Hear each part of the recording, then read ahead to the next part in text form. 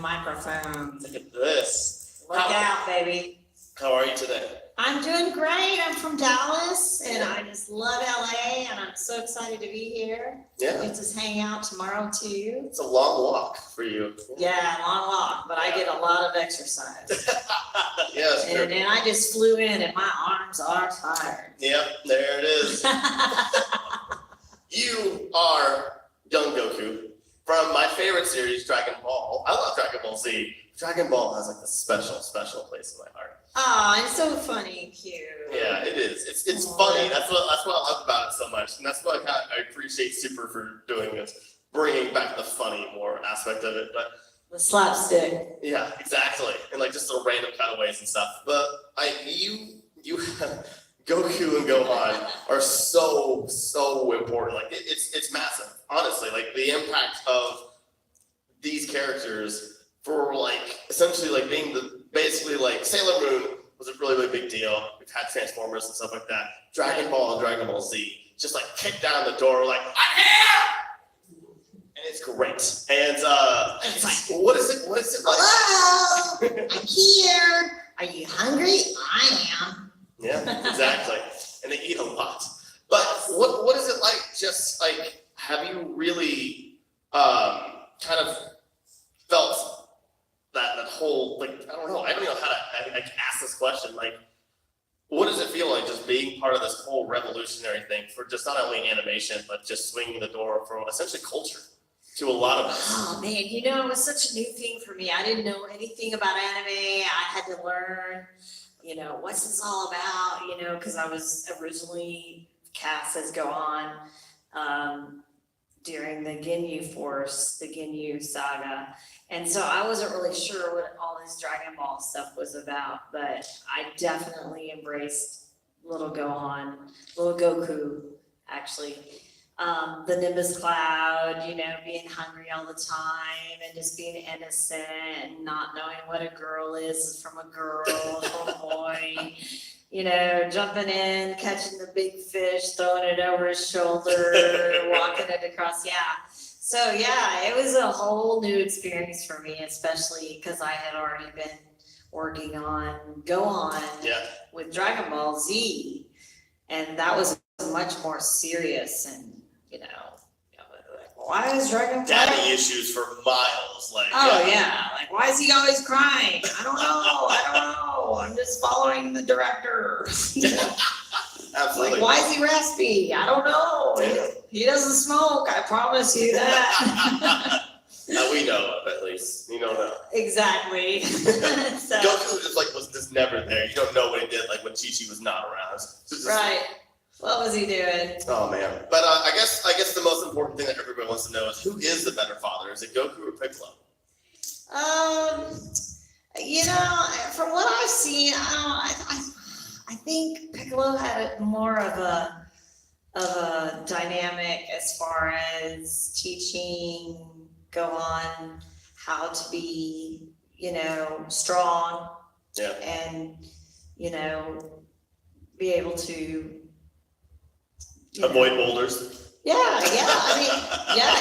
I think that he had more of an influence on him. Yeah. I definitely think his parents did too. I think they had their things going on, but Chi-Chi always wanted him to go to school and study and stuff like that. Do you ever just like whenever you were watching or just hearing about it, you're just kind of like you grew up so fast. Yeah, I know, and I don't have my own kids. I don't have any children of my own, and so this is it's very special to me to be able to voice characters, little boy voiceover characters, because I don't have my own children. Yeah. And I always wanted that, so. Absolutely. No, yeah, I hear you. Alrighty, does anybody have a question real quick for Stephanie? Anybody? No, nothing. Not even Dragon Ball Z. I mean, you guys, where were you? Dragon Ball Z stuff. Don't want to ask anything. There we go. Yay!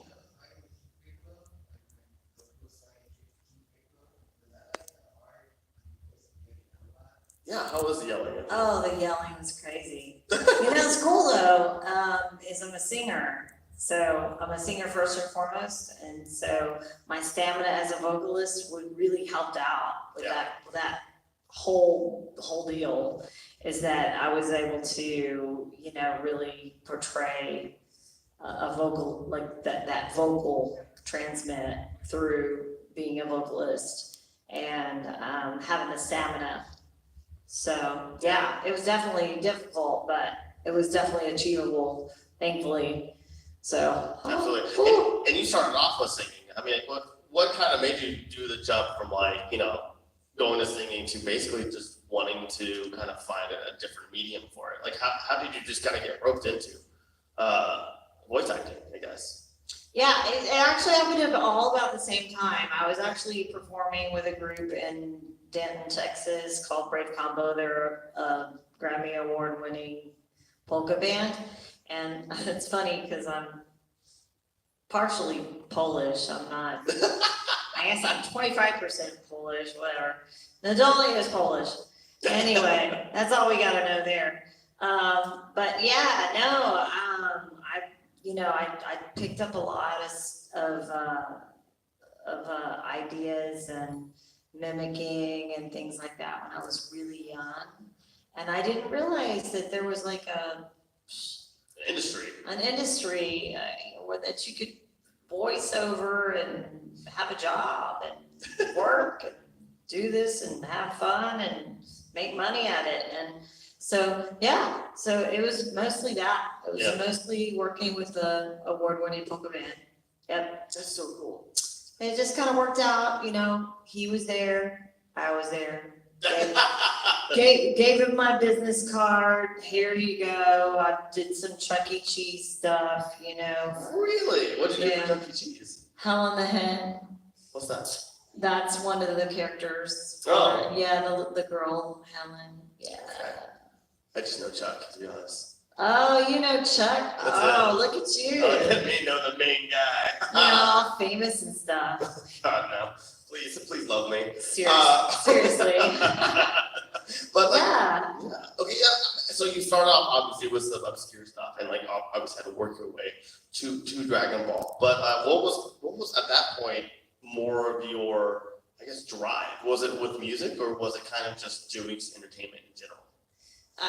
Entertainment in general, definitely doing the singing, the music, the voiceover came along slowly right after that, around 1999, and I was like, wow, this is cool, okay. And so they would ask me, I thought I would, be good recording or auditioning for female voices, like Bulma or Chi-Chi or Bar. And they were like, no, well, let's try Gohan, and let's try Goku, and let's try. And I'm like, oh, I was kind of confused. And they were like, no, just sound like a little boy. Just just sound like a little boy. Yeah, I just sound like a little boy. I was like, okay, Bart Simpson, my guy from King of the Hill, Billy, Bobby, or whatever his name is. And I was like, okay, let's just do this. And they liked it. So it worked out great. So I'm very, very grateful for that opportunity, because this gives me the advantage to go out and get to meet you guys. This is my favorite part of what I do, is meeting the fans. Yeah, absolutely. And like with you and your range, because honestly, your voices are all, you've done Case Closed, you've done so many different things and have a consistent, track record. But like in the early 2000s, there was that whole lull. It was hard to find work for so many voice actors. How did you kind of just perceive it? Just essentially, like, how did you get through it, and what would you suggest if that were to be the case again? Yeah, I had to get actually a full-time job as a sales representative for a snack food company. So that was kind of Really? interesting. Yeah, I didn't think I would ever do something like that. But I did that and it was so fun. And I got to like drive this big giant van, you know, with a big pretzel on the side of it. And it said, "We break for mustard."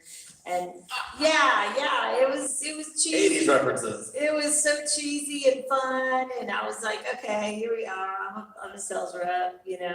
And then I just sang on the weekends, and then whenever things kind of pulled back up, I was able to let that go and then go back to full-time singing and voice acting, so. But, yeah. Anybody have a question?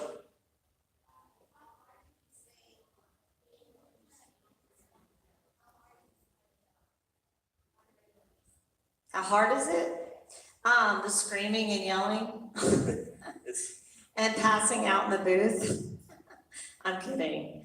I never pass out in the booth. But no, I'm just keeping up the stamina, you know, just rocking it out. Yeah. And, you know, screaming and yelling as long as they want you to scream and yell. And then they can like either overlap what they hear, or they take the longest one that you can do. absolutely. You know, and then kind of work with that. So, yeah, the stamina and the just keeping the energy up and screaming and yelling. I mean, like, hey, you know, the Cell Saga. Hey, I'm not messing around here. You know, we're talking serious stuff here. We're talking Clint Eastwood. Let's go. You know, that's what I was told. Yeah. Be like Clint Eastwood. I was like, okay. You're like, okay, all right, I'll just start screaming at people for no reason whatsoever. For Clint Eastwood, yeah. I mean, so you were a singer. I mean, how did you kind of get roped into acting in general? Like, did you study acting? Did your parents kind of, or how did you just get into the acting portion of it? Not even voice acting, Yeah. just kind of finding character. I did actually major in dramatic arts for 2 years in college. So I did that for a while, and then I joined a show band, and then I was on a tour bus, and next thing you know, I'm on the road, and I'm like, okay, I'm done with school. I was like, okay, I'm done. This is the life. So I basically just gave up my whole academic aspect of my career, which I didn't have to do. Yeah. But I was so addicted to the singing and the performing and it was very nostalgic, and we did a lot of Las Vegas stuff and costumes, and it was just so exciting, and I couldn't turn it down. Absolutely. So Is that with the polka band as well? Yes. Oh, cool. Yeah, I did a lot of that, and then I did just backup vocals for some of their albums, and you know, it just kind of built up from there, just based on talent and when they needed certain voices and when they wanted a certain sound. I was fortunately in the area. Yeah. You know, Dallas, Denton, very close, like 30 minutes apart. Yeah. So yeah.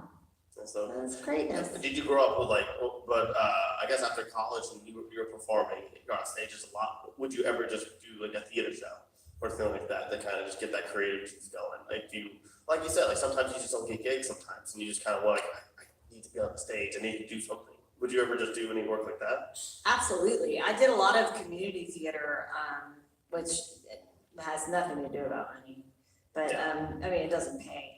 But that's fine. But I did a lot of that when I was much younger. Yeah. But I would definitely consider doing more of that. Absolutely, yeah. Do you use because now I mean it's so funny. It started off with anime doing this voiceover work. You're just in that small tiny booth, and now like you look at the booth now, like gigantic now. I mean, just going into the booth, do you ever just kind of just take up the space now? Be all theatrical with whatever you're working on. Yeah. I mean, you know, lately there has been a bunch of stuff because I'm not in super archive, but you know, if there's like a video game and there's a show that I'm doing now that's called The Adventures of Ryan DeFreitas, and I play them all. She's like, I don't know, 37 or 38.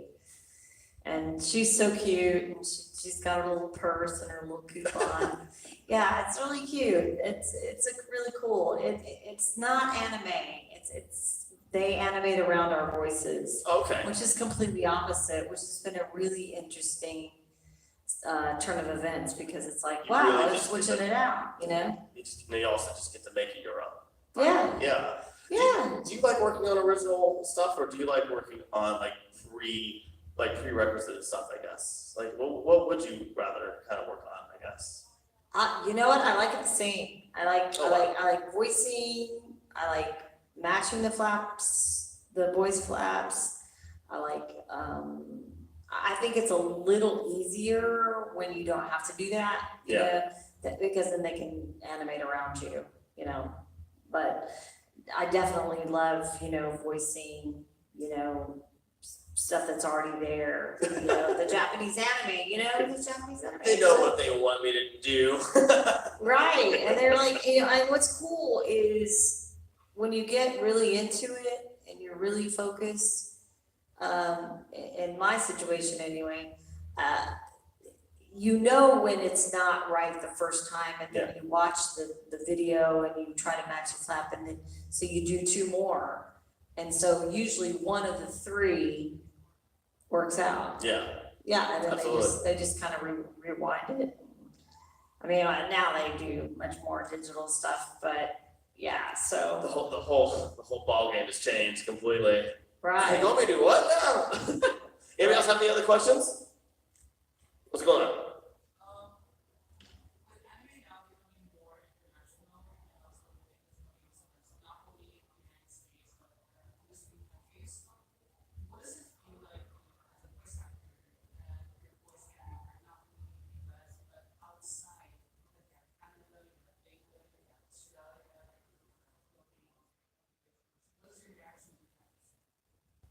Wow, hey, that's awesome.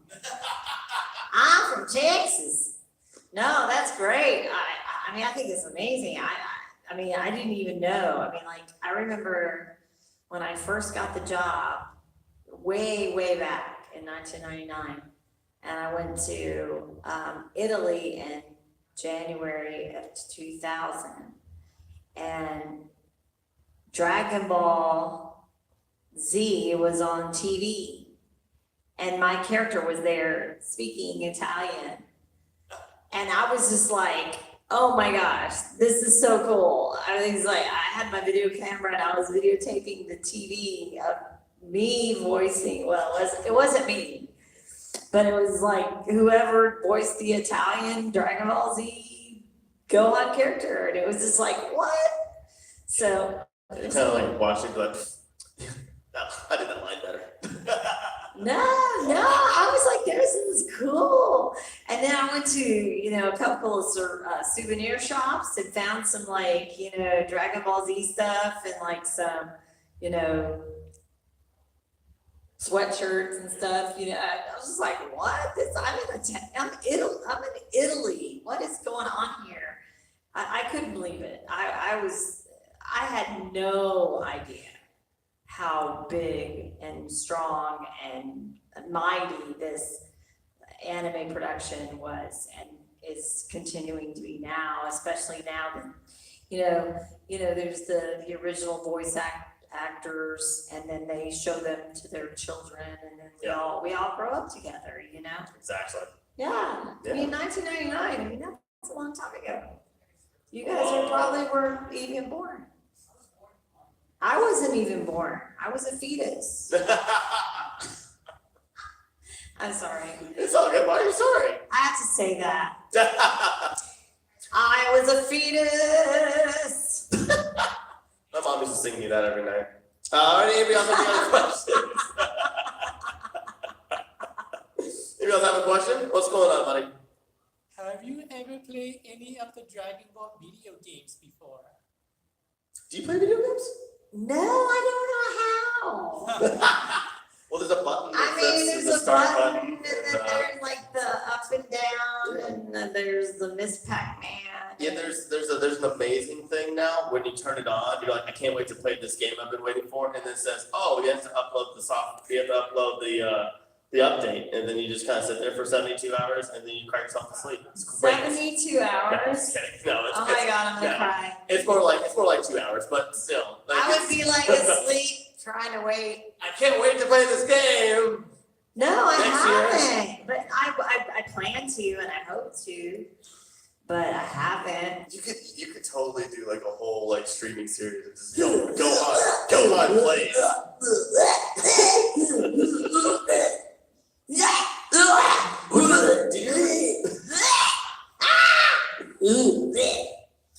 You know what you How's remind me of? You know what you remind me of? That's like my family. That's like a family reunion at dinner time. It's like, anyway, self-deprecation. Let's do this. Family reunion, that's great.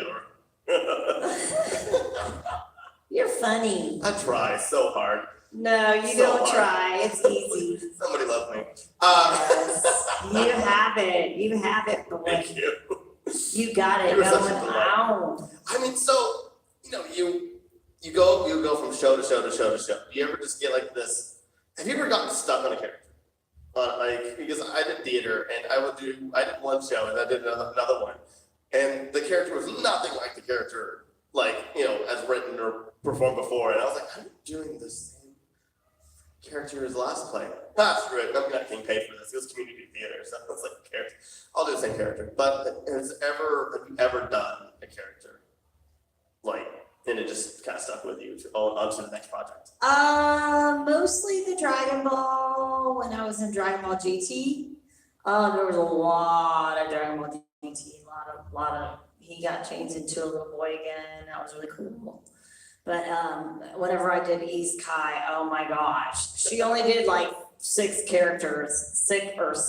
episodes, but I really embraced her because she was like, oh my, I'm not nosy. Oh, I'm so embarrassed. And so she was just fun, it was just, I wasn't even chosen originally for that character. Really? No, it's just like, hey, try this character or whatever, and then I did, and then I got it. So it's like, it wasn't even planned. Yeah, it wasn't even like on I the think it's table. only like 6 episodes or whatever, but like her voice is so different from Dragon Ball, from Goku and Gohan. So I've had a lot of fun voicing East Kai. That's really cool. And Baby Trunks. Oh, really? That didn't pop up in my search. That's cool. Yeah, you like it when Baby Trunks pees on Yamcha. He loves it.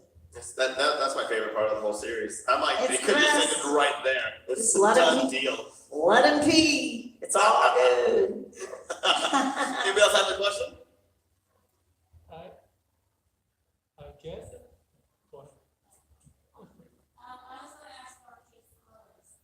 Were you chosen for to sing in and do things like randomly? Can you talk about that process? Oh yeah, the ending and theme. Yeah, I believe, if I'm not mistaken. Oh my gosh, I hope I'm not mistaken. I sang the ending, the sayonara bye bye. Or wait, case closed. Yeah, case closed. Ooh. Do do do do do do do do. I selected somebody actually to do that and produced it. But I did the opening and ending theme for Kitty Grade, which was really cool. Oh my gosh, those songs are so pretty. And then there's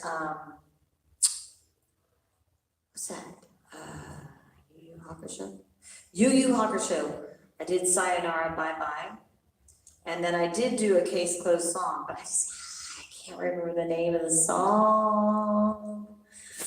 But I definitely did a song from that show. I just can't remember the name of it. Yeah. How did you get into those? Well, it was the base. It was the same company. Yeah. It was Funimation. It was I don't know, 2001. 2002. But that wasn't what the band you were with. So like, did they have a band kind of for you? Yeah, they had the polka band. Oh, they did. Yeah, they used the polka band. Huh. Yep. And I helped produce and, well, the thing is they wanted to use me on all of the songs, but they wanted to have some diversity. So I helped them find some other vocalists to work with Yeah. and produce. So Okay. that was really cool to be on the other side of the table and be like, okay, we're gonna sing this song, you know? You're kind of like, I'm Mr. Bigwig. Yes. No. No. Yes. I got Tiffany Ballmer, who was the original Bulma. I got her to do one. That is I know, I love her. Oh my God, I love her. And then there was like another friend of mine who sang the opening to, what was that other, Indelible Sin? What was it, Indelible Sin? There's so many. There were so many, yeah, Case Closed, I think it was Case Closed, yeah, I think it was Case Closed. And so, yeah, you know, I as much as I wanted to sing them all, we had to have some, you know, some diversity. Yeah. So I definitely had a hand in helping translate, put it down on paper, make it, you know, make it sound the same, make the sense the same as the Japanese version, and then get other people involved, and then get into the producer chair. That was cool. That was cool. Did that kind of like open your mind? Did you ever want to do anything else kind of behind the scenes as well? Oh yeah, I could definitely do that. I think I could really be, because I'm very positive and encouraging, and I'm very, very, you know, you can just come up to me and just chill out and we're good. Yeah, you know, approachable. That's the word. Approachable. There it is. Yeah. So You like, are. yeah. I agree 1,000%. Yeah. So I'm like, you know, come on, just rock it out. It's all good, you know. I don't want to make people uncomfortable in the studio. I want people to be happy and comfortable and embrace the whole, like, and do the best they can. Yeah. And that's kind of where all that began. That's so cool. Yeah. Would you ever want to do like voice directing? No. Like actually be there and just be like do that take again. Oh yeah. So like what would you want to do for that? Would you want to do anime? Would you rather do an American cartoon? Okay. Like what would be your first pick? Oh man, wow. You know, I haven't done any of that. I haven't actually done any directing. I've just done the music stuff. Yeah. Oh, wow. You know what? I would probably like it equally. I'd be good with, I'd probably be a little more comfortable with directing people without having to worry about the mouth flaps. Yeah. And the anime part of it. I think I would be better with, you know, hey, here you go. Let's rock this out. And then what you do is what's cool is you just get 2 or 3 takes. You don't, you know, you can get 2 or 3, you can get alternate takes, and then the one that works is the one they stick with. So I think I'd probably be better with that. Yeah. If you have a question.